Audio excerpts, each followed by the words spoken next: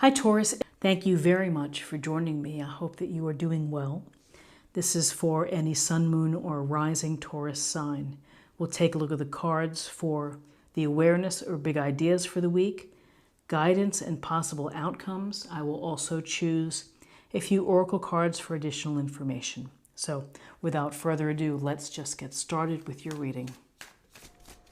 Okay, let's see what the cards have for us.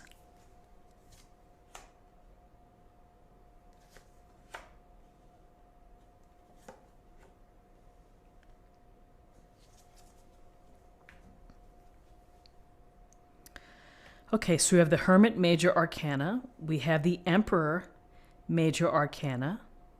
Let's see if I can square that up. We have the Six of Cups. So the Hermit stands here on top of the mountain, holding his staff and holding the lantern with the, looks like a six-pointed star within it. And you can see the glowing of the lantern, symbolic of light, of enlightenment. Why do we see the Hermit? Well, the Hermit it's a suggestion, it's an encouragement. It may be a message to you to take a step back. If you feel that you've been very busy, that you've had a lot going on, that there's chaos perhaps, this urges you to take time for yourself, to create some solitude, to create some time for meditation, for contemplation, for reflection and discovery. All of the things that we need to do, we need to consider these things as we move forward in life and as we try to make sense of things and events and people and relationships that we encounter along the way. So this Hermit, wise, experience, singular. As you can see, he's probably looking down at the valley. He may know a lot of what's happening with life below. And so we take that type of sense where we shine this light and we look deep within. We do the soul searching. We do the spiritual work within. So for some of you, maybe it's a way for you to get back on your spiritual practice and to meditate and to think about what's been happening within your life and to make some sense of things. And then after you've had some of this time that you create for yourself, you may feel more informed, you may feel more comfortable what's going on before you go back into the busyness of life.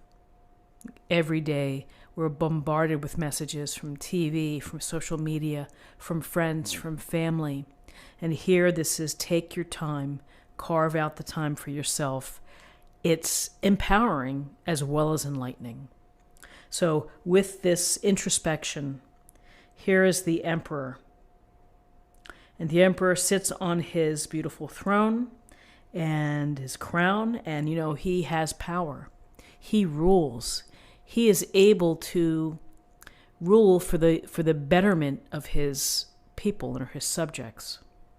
And so he's more than likely he's benevolent. The Emperor is wanting structure, is wanting organization, is wanting people to follow the rules perhaps so that everybody can play nicely and that everybody can get along. When people live by the rules that the Emperor lays down, theoretically there's less chaos. There's less concern for safety.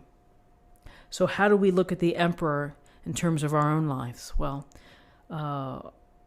we look toward the attributes of the Emperor, which is experience, which is thinking about your experience, which is taking charge, being a leader, understanding what's before you, what you're trying to do, and making decisions for your own betterment. But we see the idea of bringing structure and order into your day, into your couple days, into your week perhaps. And sometimes being organized or bringing in order can be updating your calendar book. It can be updating your calendar app on your phone, putting in everything, thinking about the week as a whole and how you partition your time and your energy. That is a function of being organized, of taking charge, and really working with confidence. Now, the shadow side, perhaps, or the less dignified aspect of the emperor would be that he can be rigid and inflexible. So as you are taking charge, as you're moving forward, making things happen for yourself, feeling confident about your moves and your decisions, is to think about that you don't want to be too stubborn or too inflexible in your relationships with others. So here we have introspection, we have taking charge, bringing some structure and some order and organization within your life. And then we have the Six of Cups. We get a real sense here by looking at this illustration of the children who are giving to each other just because that's what children do. It's the innocence of it all. So a very simple message may be, as you deal with these soul searching and taking charge, don't forget to understand the wonder of life and to feel and think of things perhaps through the eyes of a child, which is, it's exciting and there's potential and wow. Because sometimes we get too jaded and sometimes we get too focused on what isn't happening. And here's these overflowing cups with the flowers, and here's the children with this gentleness and kindness. It really does bring us back to the idea of being kind for kind's sake, without an agenda, without an expectation, but to be loving, to be kind, to give a gift just for the heck of it, because you know it's going to put a smile on someone else's face. It's the same thing as receiving a gift too. Who doesn't like to get a surprise gift, that it's totally unexpected? It's through the kindness of others. So a final word on the Six of Cups, which is, we also may think of nostalgia. We may think of times past that bring us comfort, that bring us happiness. Some of you quite literally could be meeting with someone from your past, an old coworker, an ex. So the possibilities here, I think the overriding piece is to be gentle with yourself, to be gentle and kind with others, to get some structure, some organization, however you do it best, and make the time to be introspective. Make the time to think about where you are. There's no harm in doing so.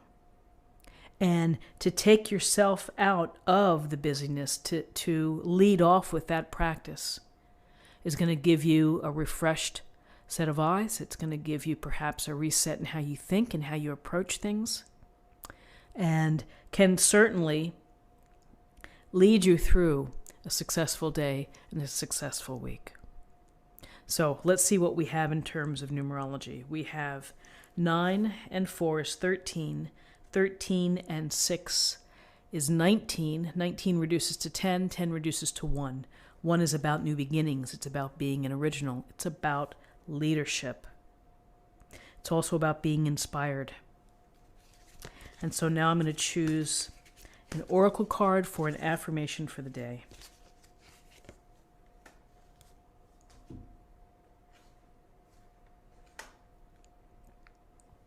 Relationship harmony. We angels are opening the hearts of everyone involved. Arguments and conflicts are being resolved now.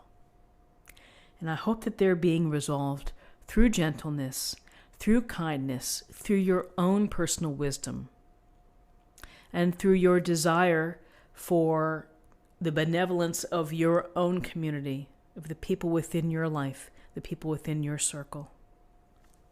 So, my friends, this is what I have for you for the day. I hope that you found something helpful here with this reading. If you did, please subscribe, like this video, share this video, comment below. I'd love to hear from you. I hope you have a wonderful day, and I'll see you tomorrow. Take care.